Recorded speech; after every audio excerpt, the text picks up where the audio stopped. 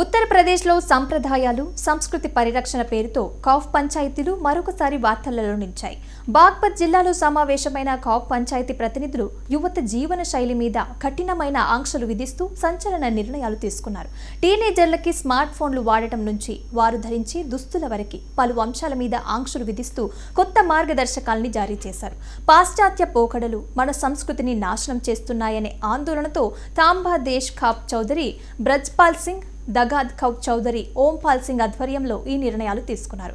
18 నుంచి 20 ఏళ్ల లోపు యువతీ యువకులు స్మార్ట్ ఫోన్లు వాడకూడదని పంచాయతీ తీర్పునిచ్చింది. మొబైల్ ఫోన్లు ఇవ్వటం వల్ల పిల్లలు చెడు అలవాట్లకి లోనవుతున్నారని, చదువు మీద దృష్టి పెట్టడం లేదని వారు అభిప్రాయం వ్యక్తం చేశారు. అత్యవసరమైతే తప్ప ఫోన్లు అస్సలే వాడకూడదని, ఫోన్లని ఇంట్లోనే ఉంచాలని స్పష్టం చేశారు. అలాగే అబ్బాయిలు, అమ్మాయిలు ఇద్దరు కూడా బహిరంగ ప్రదేశాలలో షార్ట్స్ ధరించడాన్ని నిషేధించారు.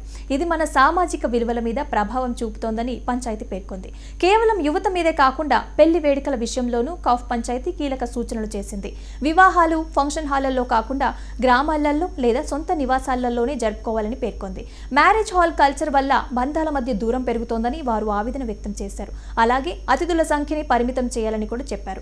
ఆడంబరాలకి పోయి విపరీతంగా ఖర్చు కూడా చేయకూడదని అన్నారు. శుభలేఖల ముద్రణ ఖర్చుని కూడా తగ్గించేందుకు భౌతిక కార్డులకి బదులుగా వాట్సాప్ ద్వారానే ఆహ్వానాలు పంపాలని కోరారు. ఈ నిర్ణయాలు కేవలం బాగ్పత్కే పరిమితం కాకుండా ఉత్తరప్రదేశ్ అంతటా అమలు చేసేందుకు ప్రణాళికలు సిద్ధం చేస్తున్నట్లుగా కాఫ్ నేతలు తెలిపారు. ఇతర జిల్లాల కాఫ్ నాయకులతో మాట్లాడి రాష్ట్ర వ్యాప్తంగా అవగాహన సదస్సులు నిర్వహిస్తామని వెల్లడించారు. రాజస్థాన్లో ఇప్పటికే తీసుకున్న ఇలాంటి నిర్ణయాలను కూడా ఈ సందర్భంగా వారు సమర్థించారు.